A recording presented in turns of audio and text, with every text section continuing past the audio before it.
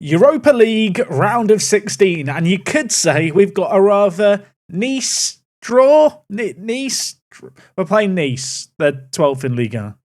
I'm sorry. That does mean that we've got an away day to the Grand Stade de Nice. I feel like they could have come up with a more imaginative name than that. It looks quite interesting from the picture, though. And as well as that, I've got to catch you up on things that have happened since last episode, and potentially, and I say potentially because it depends on when it happens, our youth intake. A for fullbacks, A for a goalkeeper. Expectations creeping up slightly. Anyway, it's the 9th of March in game. I played a month for Football Manager. I'll catch you up on that right after the intro.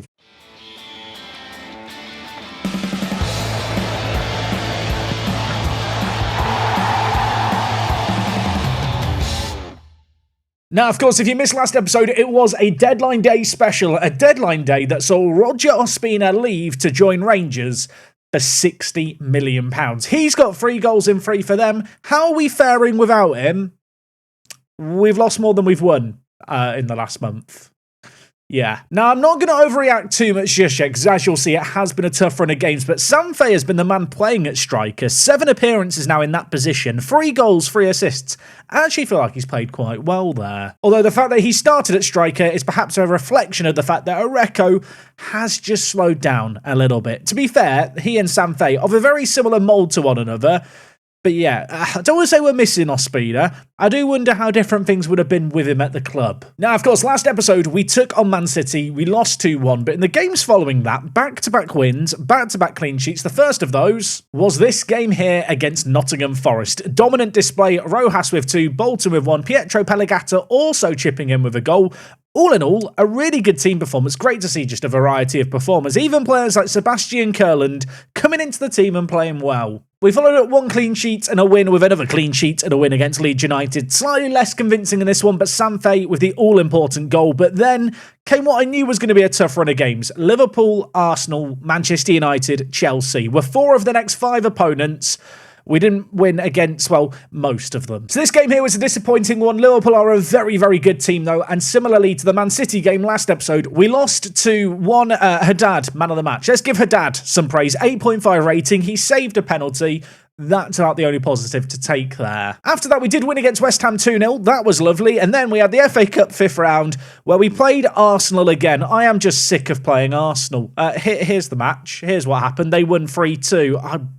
I'm bored of playing Arsenal. Annoying to be out of the FA Cup, but at least I had to play Arsenal again this year. It is actually insane, isn't it? Since the FA Cup final at the end of last year, we have played them 5 further times. At least we've started to win against them. We've won 1 game. You know, before that we hadn't won. So things have got better this year. I just don't like Arsenal. And another team I don't particularly like, Manchester United. We were 2-1 up in this game. Sanfe scored in the 65th minute. I started to relax. They replied with 2 goals in the space of 5 minutes by a Serb. The Serb is the Frenchman. I feel like every time this guy's popped up in a save game, I just refer to him as the French guy. He keeps popping up in episodes. He keeps scoring against me. He makes me angry. So that defeat there was disappointing. I think one thing to note with all of the games that we lost, it was by a 1-goal margin. It wasn't like we got completely blown out. Conceding more goals than I like, I suppose, in those games. Only silver lining in all of this, we did manage to get a win most recently against Chelsea. Chelsea are a good little team. They're challenging up towards the top. This was not an easy game by any means. It was 1-1 after they equalised in the 65th minute, but we fought back bravely. What does it mean for the league table? Well, you can see here. We are firmly locked in 4th place.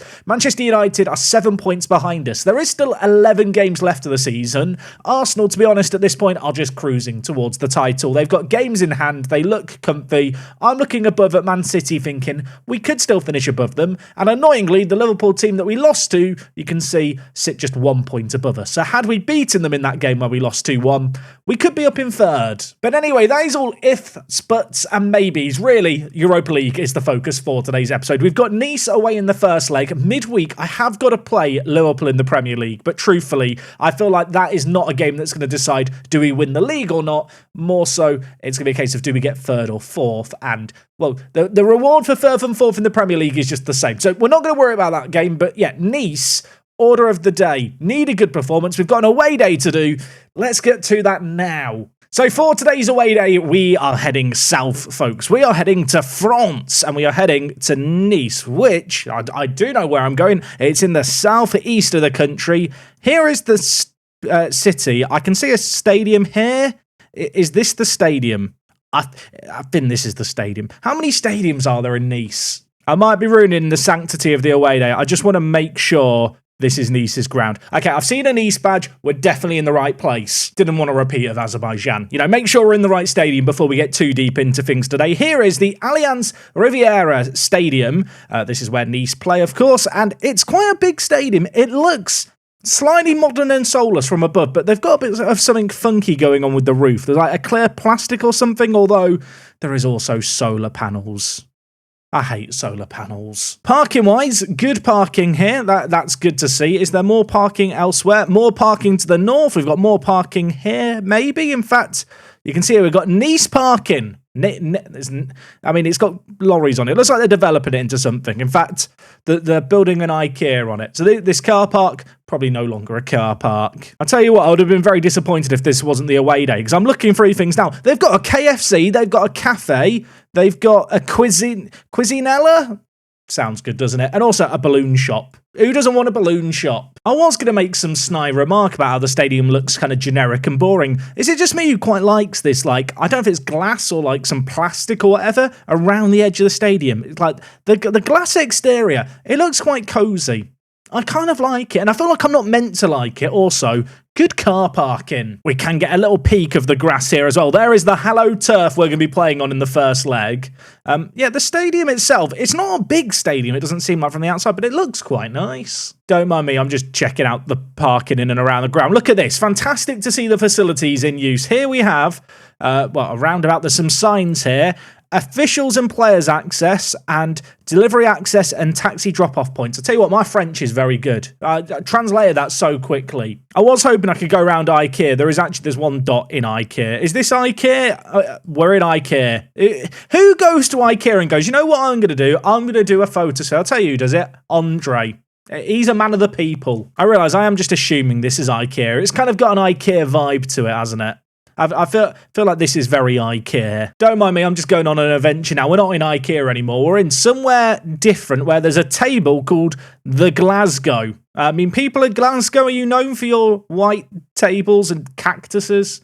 You are now in France. You will have to forgive me. I'm just going on one of those away days where I just go for a wander around shops and click randomly and end up in places I feel like I'm not meant to be. Although the stadium is still in sight, so I'm not completely lost. I've found the ticket office. Now, where is the club shop? The club shop has to be around here somewhere, right? Also, there's the IKEA. I'm not sure why I said there's the IKEA so aggressively a moment ago. I'm just continuing to click on all the random shops. Again, this has absolutely no relevance on the away day. Let's go see what the stadium has to offer. Oh, okay, I don't want to get too carried away. There's loads of lines in the stadium. That could mean stadium tour time, ladies and gentlemen. Let's just go in the middle of it. Where are we going to end up? A toilet? What? Sorry, why is there urinals here and then like just comfy chairs here? There's no door. Is this wait, we're in the changing room. Can I see their tactics pre-game? I want to spy on them. Also, what is this bit for? Is this where the manager of Nice sits pre-game and has a chat while the players get ready? It's just like the little office corner for the coaching staff. I mean, I kind of like it. I don't mean this to be rude. Nice, you're not a tiny club by any means. Is this really necessary for a press room? Is there really this many press members coming to a Nice game for when they have a press conference? They need this many chairs. It just feels overkill. I'm just wandering around hallways now. There's a dugout in the hallway. I feel like there's a reason for this. I'm not going to get the answer to it today. Okay, I'm in a hallway here. I think the pitch is through here. Logically, the pitch is through here. This is like the clock, right? For when, pre-game, the players know when to walk out. Are we going to get our first glance through here? Are we going to live the Nice footballer experience? Oh, my word. Here we are. We're at the ground. I can't believe it. Wait, I want to go further forward, please. Give me a better view. Here's the ground. Now, first thought. Is anyone else going to be able to guess what my first thought is here? The chair colour's really boring, innit? That is like, it looks very aged. It looks like just red seats that have faded to white. I don't like it. The rest of the ground, though, it looks quite cool. Here is the Allianz Riviera on match day. I feel like they need to invest in a bigger screen than that. It's a bit small, isn't it? I feel like I'm at the opticians and I need to read, the text where it gets smaller. It's a good test for your eyes. I mean, the actual stadium itself, I thought it would have more of the glass exterior on the interior. You can't really see it here. It's not a bad ground.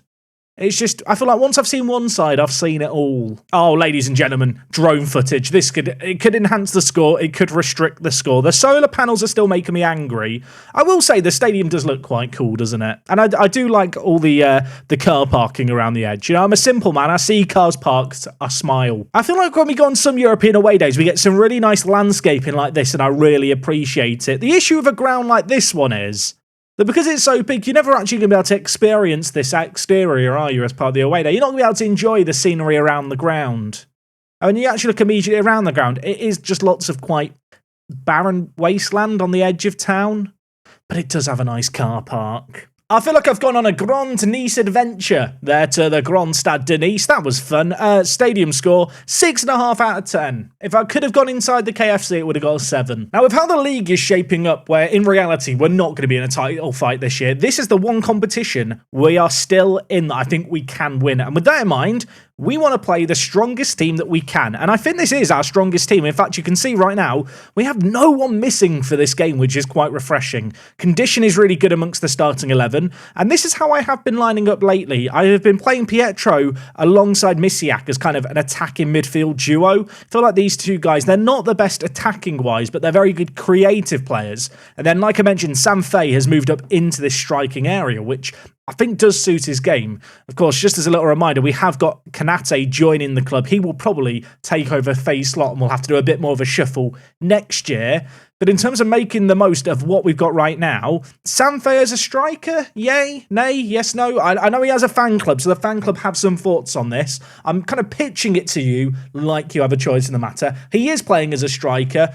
I think it makes the most of his ability. Anyway, the rest of the team is kind of the team you've come to expect. It is a very, very strong team. I feel like the defence of Bolton, Sneddon, Rodriguez, and also Lee Min has just been go-to this year. In a weird way, NDIA is just kind of finding himself more on the fringes than I expected him to be. There's an argument to suggest that I should have dropped Lee Min a little more often when he's been struggling for performances, but at the same time, I feel like in Football Manager, consistency of your defence is just a really important thing. Okay, they are playing a 4-4-2 for this game. We have been very convincing so far in the Europa League. If I'm not mistaken, I think we're only 4 or 5 goals off the record for goals scored across an entire Europa League campaign, which when you consider this is the round of 16, is pretty bloody good, if I might say so myself. I don't want to toot my own horn too much, but I'm going to toot away.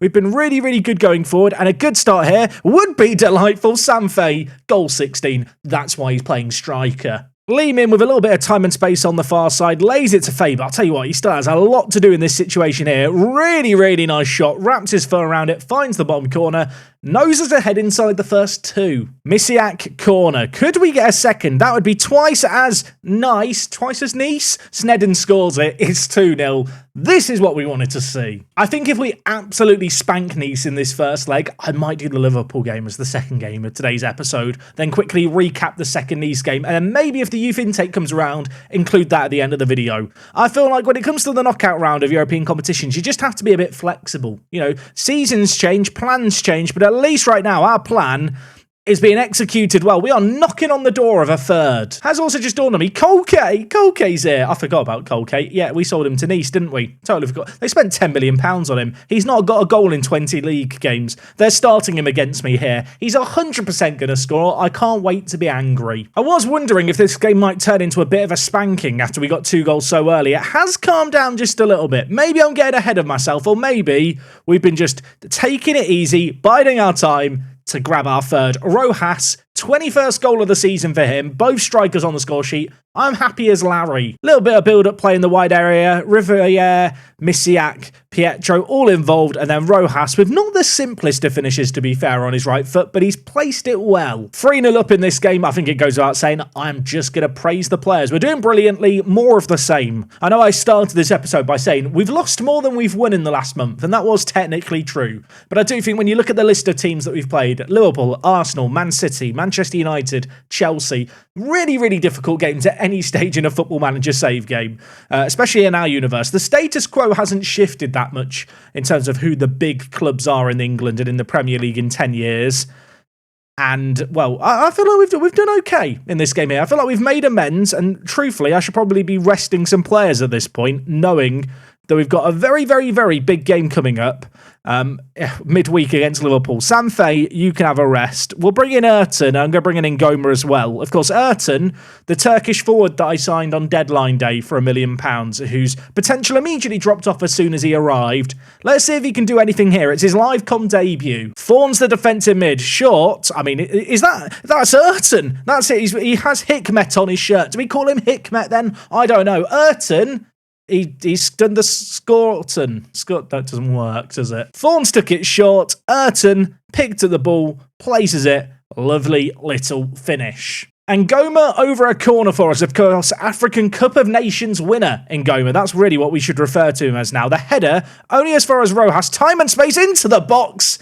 Scores the goal, it's 5. We'll do Liverpool in a moment. There's no point in doing the second leg, is there? What a performance, though. What a step up. I think I did spot it pre-game. Nice at the moment, I think they're down in mid-table of Liga. They might even be in the bottom half, struggling a little bit. They've not had a good season, and, well, if the Europa League was a little highlight in their season, I feel like we've just got rid of that highlight. We're making it a low light for them now.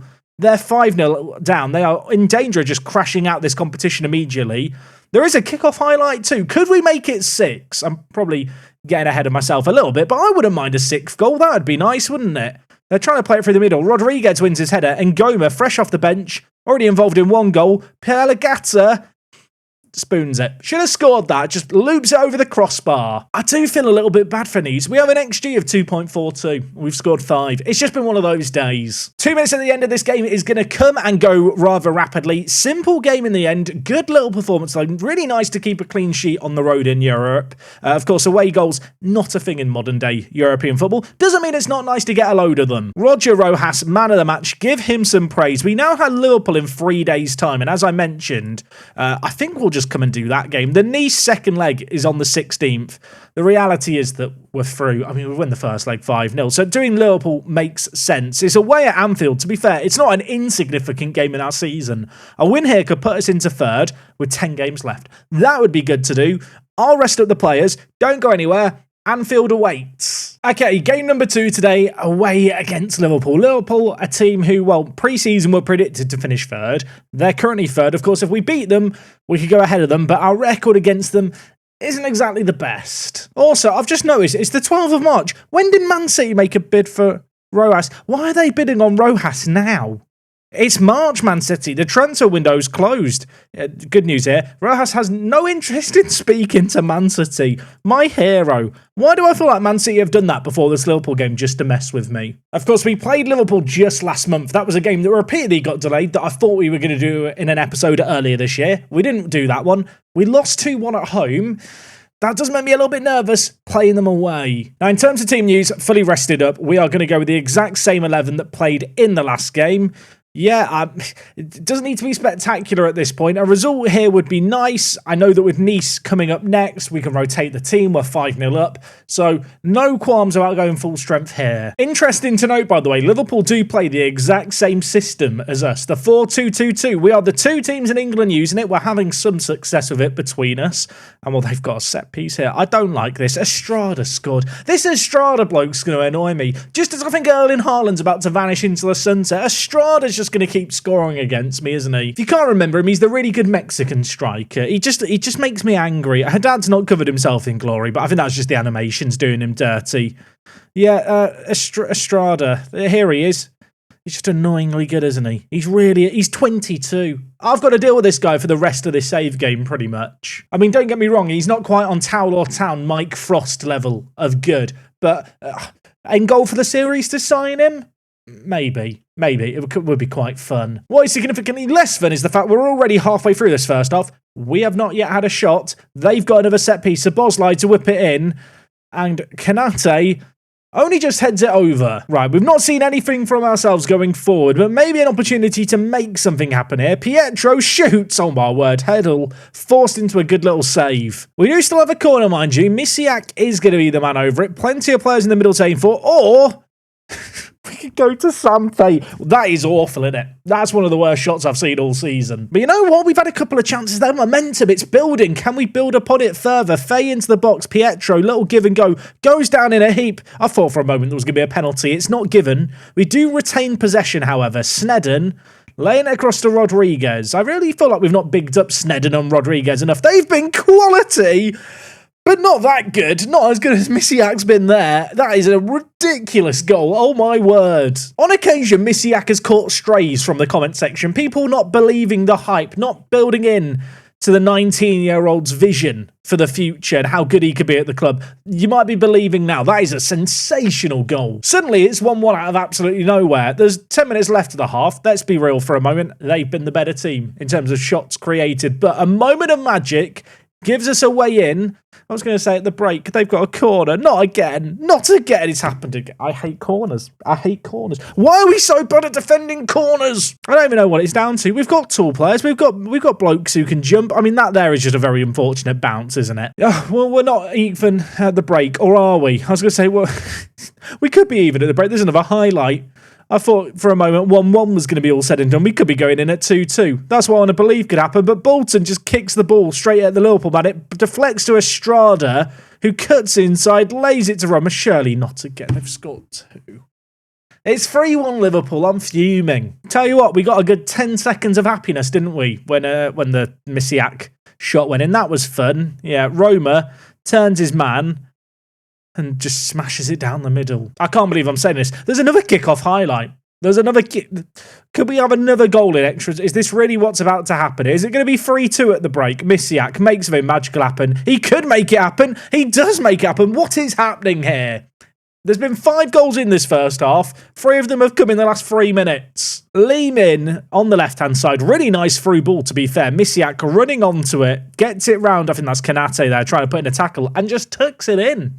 We're still in it. I mean, to be fair, we were still in the game at 3-1. What a ridiculous end to the half. Yeah, 3 goals in 2 minutes looking at things there.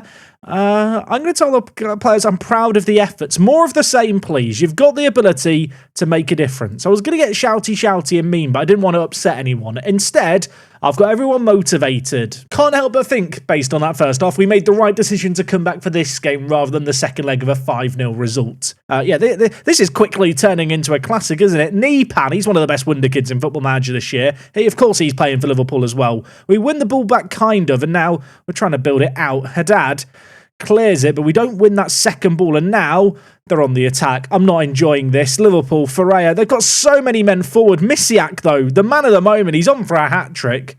He put in a tackle, but lost the ball immediately. They put it in. They've scored again. It's 4-2. I don't know what's happening today. 11 goals so far in 2 matches. Well, one and a half matches, kind of. Maybe just over 1.5. Let's not get into the weeds of the situation. The reality is, we're not defending well today. Turns out Liverpool have some really good attackers and play a really attacking formation against us. Goals happen. Who would have thought? Okay, look, we've shown that we can score, or rather, we've shown that Misiak can score. We need to show a bit more of a team performance here. We're approaching the hour mark. I will make some changes off the back of whatever happens here as the ball switched towards Bolton. Of course, the former Liverpool man, Bolton, at right back for us, never was afforded a chance in their first team. He's become his own player with us. He lays it to Pietro. It goes to Rojas, who can't get there. There's a mad scramble in the box. Liverpool clear it away just about. I'm wondering if that was the highlight chance. I don't feel like there was a shot in there. We retained possession. We continue to knock it around. Lee Min at left back to Misiak. He's on for the hat-trick. Should turn provider. Does turn provider. Sanfe scores. It's his 17th. There's an hour played. There's half an hour left. It's 4-3. Lee Min, really intelligent ball there. Not the first time he and Misiak have linked up in the wider area. The ball across was smart. The finish, tidy. Now let's make some changes. Rojas hasn't played great in this game. I'm going to bring in Areco and move Sanfe to play at right striker. Pelagata's been a bit quiet as well. Kurland on you come. And at right back, Bolton on a booking. I just don't like it. It does not fill me with confidence. I'm going to take him off the pitch before he gets sent off. Please don't get sent off now. Please don't get sent off now. We're going to bring on Mascara at right back. I hope so anyway. Liverpool are on the attack, by the way. Imagine if they'd scored. Fortunately, it's gone wide. I'm fine. Just wondering if I should be nervous about Fawns on a booking. I've just made 3 changes. I'm going to make another change just to be safe here. The last thing we want to see in this game now is us go down a man. We've battled so hard in this game as well, it has to be said. We've lived up to the task thus far in this one. I'm going to get rid of a look for the overlap and just up the directness slightly. We're not having quite as much of the ball as Liverpool, and I am conscious of the fact that time is, well, whittling down. Safe to say we don't deserve to be in this game at 4-3. Look at the stats. They have been all over us here, and yet we're still in it somehow. I mean, time is running out for us. Of course, we do already play such an attacking system. It can be a little bit tricky to kind of get more attacking in a game like this, but we're going to try our very best to try and just make something happen here. Let's try and hit early crosses, get the ball in that little bit quicker, run at the opposition a little bit less. Just need to try and get it into the danger zone. There's 5 minutes left, nothing to lose by just committing men slightly further up the pitch. There is 9 minutes of added time. We've got a corner. Kurland is whipping it towards Gonzalo Rodriguez. He scores. I can't believe it. VAR's checking something. It can't be offside. It's a corner. What are we checking? We've scored a corner. This isn't going to be ruled out, is it?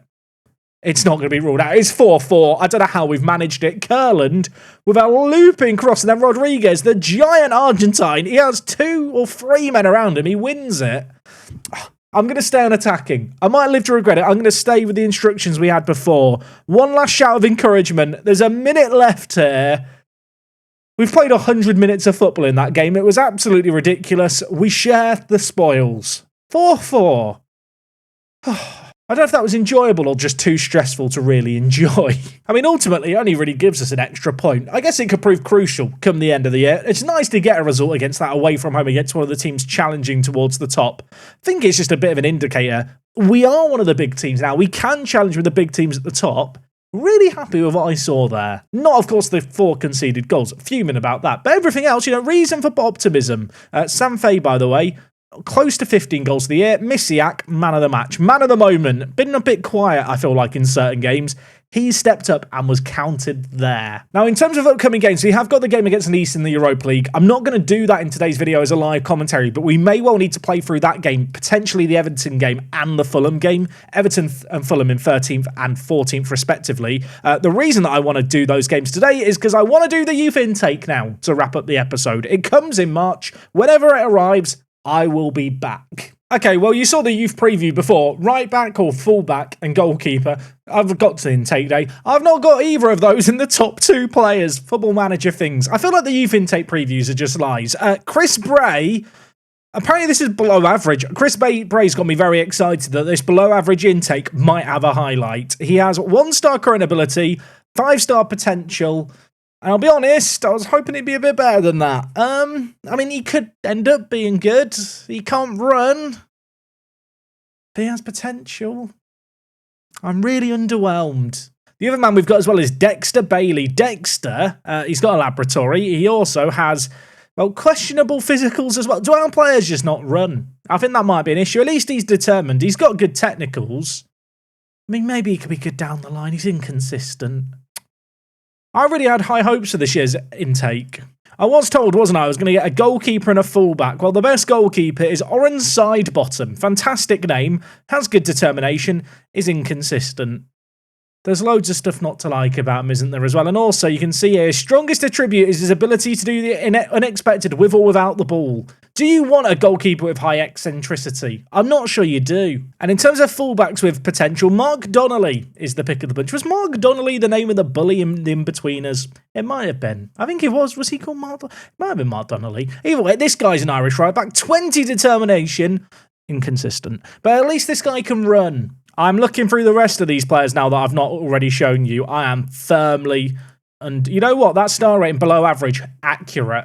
At least Chris has potential, I guess. Now, it is worth noting that intake was only a couple of days after the Liverpool game. As a result of that, I've not even done the second leg against Nice yet, and I could do it now and just tell you the result, but no, I'm going to save it for tomorrow's video. We should be coming back for the Europa League quarter-final, unless we bottle a 5-goal lead.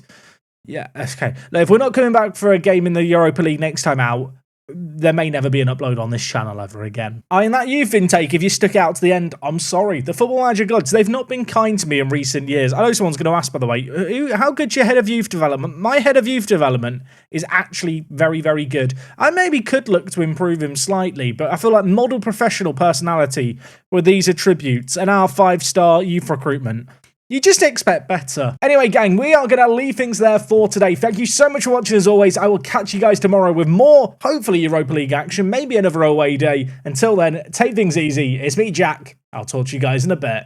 I'm out.